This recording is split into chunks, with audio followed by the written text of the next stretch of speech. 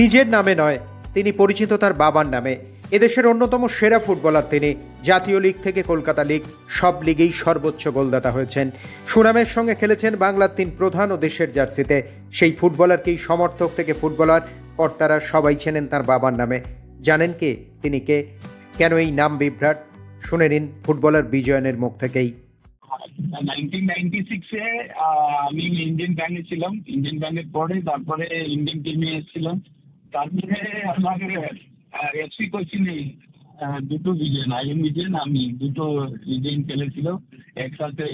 তখন আমি দুজনে গোল করব, কে গোল করবে জানি না পাবলিকে। তার জন্য ওনার মানে বিজেন গোল করেছে, আইএম বিজেন নাকি বিজেন।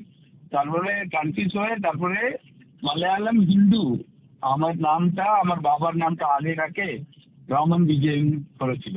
রমন বিজয়ন হওয়ার পরে তারপরে এটা রমন বিজয়ন গোল করেছে আর এটা আইএম বিজয়ন গোল করেছি বলে লোক আর বুঝে গেল।